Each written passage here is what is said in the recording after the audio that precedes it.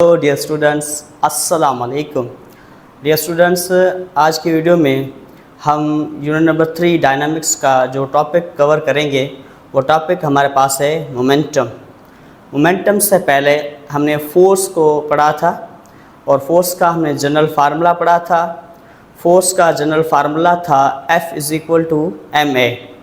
आज हम डिस्कस करेंगे कि मोमेंटम क्या होता है और किसी भी बॉडी का हम मोमेंटम कैसे फाइंड करते हैं। तो स्टार्ट करते हैं मोमेंटम से। Momentum denoted by P। Momentum को हम P से डेनोट करते हैं। तो यहाँ पर मैं लिखूँगा कि मोमेंटम को हम डेनोट करते हैं P से। और मोमेंटम हमारे पास एक वेक्टर क्वांटिटी है। Momentum is a vector quantity. ये हमारे पास एक वेक्टर क्वांटिटी है। अब हम मोमेंटम को डिफाइन कैसे करेंगे? डियर स्टूडेंट्स, आपने इस यूनिवर्स में डिफरेंट ऑब्जेक्ट्स के डिफरेंट मोशन को ऑब्ज़र्व किया है। तो उसमें से कुछ ऐसे ऑब्जेक्ट्स होते हैं जो कि फास्ट मूव करते हैं, कुछ ऐसे ऑब्जेक्ट्स होते हैं जो कि स्लो मूव करते हैं। अब हम कैसे डिसाइड कर सकते हैं कि कौन सा ऑब्जेक्ट जो फास्ट मूव कर रहा है या जो स्लो मूव कर रहा है, किसका मोमेंटम जो है वो ज़्यादा है, किसका मोमेंटम कम है? तो इसका आंसर होगा कि जिस ऑब्जेक्ट में, जिस बॉडी में मोशन की क्वांटिटी ज़्यादा होगी तो हम कह सकते हैं कि उसका मोमेंटम भी ज़्यादा होगा। जिस बॉडी में, जिस ऑब्जेक्ट में मोशन की क्वांटिटी कम होगी तो हम कहेंगे उसका जो मोमेंटम है वो भी कम है। तो हम मोमेंटम को कैसे डिफाइन करेंगे?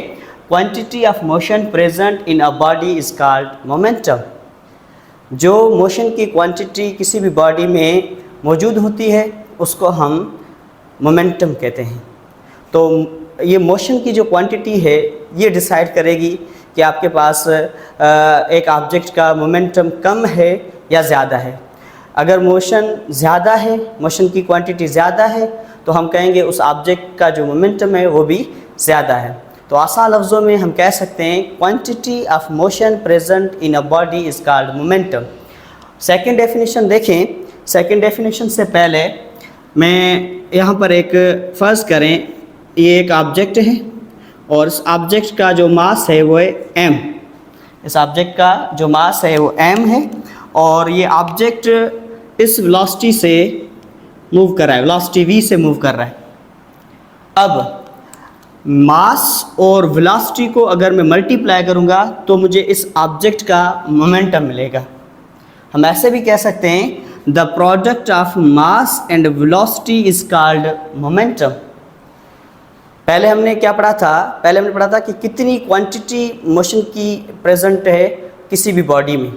यहाँ पर हम क्या करेंगे, इस ऑब्जेक्ट का जो मास है इसको आप मल्टीप्लाई करेंगे वेलोसिटी के साथ तो आपको उस ऑब्जेक्ट का मोमेंटम मिलेगा। तो हम कैसे लिखेंगे? The product of mass and velocity is called momentum. Mass और वेलोसिटी की जो प्रोडक्ट होती है उसको भी हम मोमेंटम कहते हैं। अगर कोई भी आपके पास ऑब्जेक्ट है जो कि रेस्ट में है, रेस्ट में है तो उसकी वेलोसिटी क्या होगी? ज़ीरो होगी, तो उसका कोई भी मोमेंटम नहीं होगा। अगर एक ऑब्जेक्ट का मास 1000 किलोग्राम है, अगर 1000 किलोग्राम है लेकिन वो ऑब्जेक्ट रेस्ट में है तो उसकी वेलोसिटी क्या होगी? ज़ीरो होगी, उसका मोमेंटम ज़ीरो होगा। तो मास और वेलोसिटी का जो प्रोडक्ट है उसको हम मोमेंटम कहते हैं। तो इसको अगर हम फार्मूले में देखें तो फार्मूला इसका क्या बनेगा? यहाँ पर देखें, momentum is equal to mass multiply by velocity. Mass और वेलोसिटी का जो प्रोडक्ट है उसको हम क्या कहते हैं? मोमेंटम कहते हैं। मोमेंटम की सिंबल हमारे पास है P is equal to mass की सिंबल है m और वेलोसिटी। ये हमारे पास फार्मूला है किसका? मोमेंटम का। P is equal to mv। जब मास गिवन हो, वेलोसिटी गिवन हो और अगर आपसे मोमेंटम पूछे तो ये फार्मूला। अगर आपसे मोमेंटम पूछे, मास गिवन हो, वेलोसिटी गिवन हो तो ये वाला फार्मूला। अगर फर्ज करें आपसे वेलोसिटी पूछे, मास गिवन हो, मोमेंटम भी गिवन हो, तो आप क्या करेंगे, वेलोसिटी के लिए रीअरेंज करेंगे। मास यहाँ पर मल्टीप्लाई हो रहा है, यहाँ के मोमेंटम के साथ क्या होगा, डिवाइड, तो P/m is equal to V। अगर फर्ज करें मास आपसे पूछ रहा है, वेलोसिटी गिवन हो, अगर गिवन है या मोमेंटम गिवन है, तो आप क्या करेंगे, मास के लिए रीअरेंज करेंगे, तो ये हो जाएगा P, यहाँ पर V मल्टीप्लाई हो रहा है, यहाँ के क्या होगा, डिवाइड, तो P/v is equal to m। तो हमारे पास तीन फार्मूले हैं हमारे पास, P/m is equal to v, P/v is equal to m, P is equal to mv। ये हमारे पास मोमेंटम का फार्मूला है। और मोमेंटम के जो फार्मूले से मैंने बाकी फार्मूले ड्राइव किए हैं, एक वेलोसिटी के लिए, दूसरा मास के लिए, ठीक है। तो ऐसे भी क्वेश्चन आ सकते हैं, लाजमी नहीं आपसे मोमेंटम पूछे हर बार, नहीं, वेलोसिटी भी पूछ सकता है, मास भी पूछ सकता है। अब हम अगर इसकी ऐसा यूनिट की बात करें तो इसका ऐसा यूनिट क्या होगा, देखिए बेटा, मास का जो यूनिट है हमारे पास वो है किलोग्राम। मास का यूनिट क्या है, किलोग्राम। और वेलोसिटी का हमने यूनिट पढ़ा था वो है मीटर पर सेकंड, मीटर पर सेकंड। ये बेटा इक्विवेलेंट होता है किसके, न्यूटन सेकंड के इक्विवेलेंट होता है। ये इक्विवेलेंट होता है बेसिकली kg मीटर पर सेकंड जो है, ये इक्विवेलेंट होता है किसके, न्यूटन पर सेकंड के। अब यहाँ पर देखें, न्यूटन जो है हमें पता है, न्यूटन बराबर होता है किलोग्राम मीटर पर सेकंड स्क्वायर के। तो कैसे लिखेंगे, किलोग्राम मीटर पर सेकंड स्क्वायर। न्यूटन की जगह पर मैंने लिखा किलोग्राम मीटर पर सेकंड स्क्वायर। फोर्स वाले टॉपिक के अंदर मैंने ये चीज़ समझाई थी आपको कि न्यूटन इसके बराबर होता है किलोग्राम मीटर पर सेकंड स्क्वायर, और इनटू सेकंड, ये सेकंड से कैंसिल हो जाएगा, एक सेकंड यहाँ से कैंसिल हो जाएगा, एक सेकंड यहाँ से कैंसिल हो जाएगा, बाकी बचेगा kg मीटर पर सेकंड। अब देखिए ये चीज़ बन रही है कि नहीं, किलोग्राम मीटर पर सेकंड, किलोग्राम मीटर पर सेकंड। तो हम कह सकते हैं किलोग्राम मीटर पर सेकंड इक्विवेलेंट होता है किसके, न्यूटन सेकंड के। जिस तरह किलोग्राम मीटर पर सेकंड स्क्वायर इक्विवेलेंट था किसके, न्यूटन के, तो ये भी चीज़ इक्विवेलेंट है किसके, न्यूटन सेकंड के। तो याद रखें जो मोमेंटम का ऐसा यूनिट है वो न्यूटन सेकंड है, न्यूटन सेकंड मोमेंटम का ऐसा यूनिट है। अब देखिए इस फार्मूले को अगर हम देखें, P is equal to mv, अगर इस फार्मूले को देखें तो P जो है बराबर है mv के। हम कह सकते हैं कि मोमेंटम जो है वो डायरेक्टली प्रोपोर्शनल है किसके, मास के, और मोमेंटम डायरेक्टली प्रोपोर्शनल है किसके, वेलोसिटी के। अगर एक ऑब्जेक्ट का फर्ज करें मास 5 किलोग्राम है, सही है, अगर दूसरा ऑब्जेक्ट है उसका मास 10 किलोग्राम है, तो जो 10 किलोग्राम वाला मास है उसका मोमेंटम ज़्यादा होगा। मास को बढ़ाने से मोमेंटम बढ़ेगा, मास को डिक्रीज़ करने से मोमेंटम डिक्रीज़ होगा। सेम हेयर, अगर दो ऑब्जेक्ट्स हैं, दोनों की वेलोसिटी अलग अलग है, एक की वेलोसिटी ज़्यादा है, दूसरे की वेलोसिटी कम है, जिसकी वेलोसिटी ज़्यादा होगी उसका मोमेंटम भी ज़्यादा होगा। तो हम कह सकते हैं कि वेलोसिटी को बढ़ाने से मोमेंटम भी क्या होगा, बढ़ेगा। तो momentum is directly proportional to the velocity and momentum also directly proportional to the mass. तो याद रखिएगा जो मोमेंटम है वो मास और वेलोसिटी के ऊपर डिपेंड करता है। एक अगर फर्ज करें एक आपके पास ट्रक है, या एक कंसीडर कर लें आपके पास बस है, दूसरी साइकिल है, मैं आपसे पूछूं कि बताएं कि किसका मोमेंटम ज़्यादा होगा अगर वो सेम वेलोसिटी के साथ मूव कर रही, तो आप बोलेंगे सर बस का मास ज़्यादा है तो उसका मोमेंटम ज़्यादा होगा। सेम अगर फ़र्ज़ करें आपके पास दो बसेस हैं, दोनों बसेस जो हैं डिफरेंट वेलोसिटी के साथ मूव कर रही हैं, एक की वेलोसिटी ज़्यादा है दूसरे की वेलोसिटी कम है, लेकिन मासेस बराबर हैं, दोनों बसेस हैं। अगर मैं आपसे पूछूं बताएं किस बस की जो मोमेंटम है वो ज़्यादा होगी, आप बोलेंगे सर उस बस की मोमेंटम ज़्यादा होगी जो फास्ट मूव कर रही है। मैंने आपको पहले भी बताया था ना कि जितनी क्वांटिटी मोशन की प्रेजेंट होगी वो उसका मोमेंटम होगा। अगर एक ऑब्जेक्ट फास्ट मूव कर रहा है तो उसका मोमेंटम भी फास्ट होगा। अगर दो बसेस हैं, दोनों बसेस डिफरेंट वेलोसिटी के साथ मूव करी, एक की वेलोसिटी ज़्यादा है दूसरी की वेलोसिटी कम है, तो जिसकी वेलोसिटी ज़्यादा होगी उसका मोमेंटम ज़्यादा होगा। अगर हम बस और साइकिल की बात करें, दोनों की वेलोसिटी फर्स्ट करें 30 मीटर पर सेकंड की वेलोसिटी के साथ वो मूव कर रही है, तो याद रखिएगा जो बस है उसका मोमेंटम ज़्यादा होगा। क्यों मोमेंटम ज़्यादा होगा? क्योंकि उसका मास ज़्यादा है।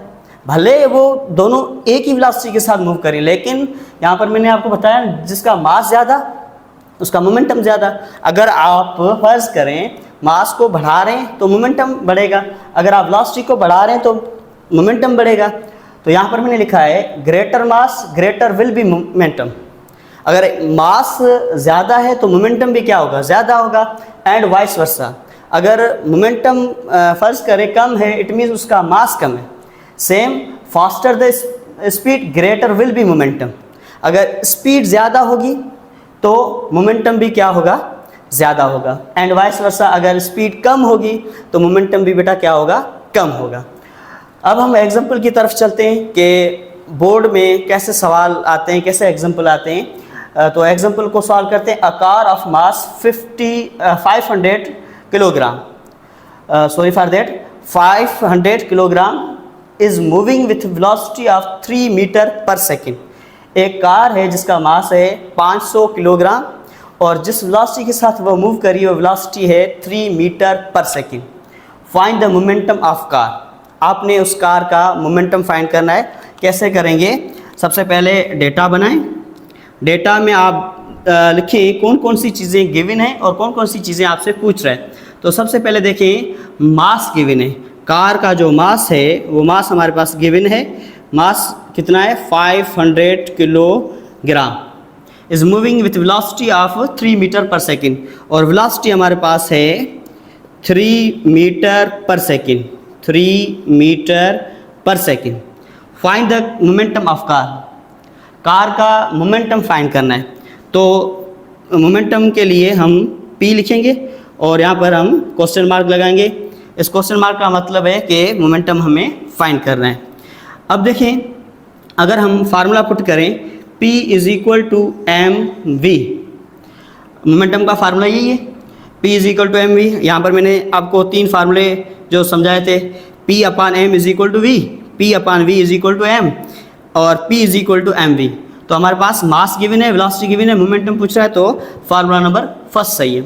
तो यहाँ पर देखें मास आपके पास कितना है? 500 किलोग्राम मल्टीप्लाई बाय वेलोसिटी हमारे पास कितनी है? 3 metre per second. 3 metre per second और यहाँ पर किलोग्राम मास का यूनिट है, तो किलोग्राम मीटर पर सेकेंड। देखें बेटा किलोग्राम मीटर पर सेकेंड किसके इक्विवेलेंट है? ये इक्विवेलेंट है न्यूटन सेकेंड के। अब देखें मल्टीप्लाई करें आप 3 को 0 से मल्टीप्लाई करें 0, 3 को 0 से मल्टीप्लाई करें अगेन 0, 3 5 जा 15। तो उस कार का जो मोमेंटम होगा वो होगा 1500 न्यूटन सेकेंड, उसका मोमेंटम होगा। तो अगर एक कार का जो मास है 500 किलोग्राम है और अगर वो इस वेलोसिटी के साथ मूव करी 3 मीटर पर सेकेंड की वेलोसिटी से मूव करी, तो उस कार का जो मोमेंटम होगा वो होगा 1500 न्यूटन सेकेंड।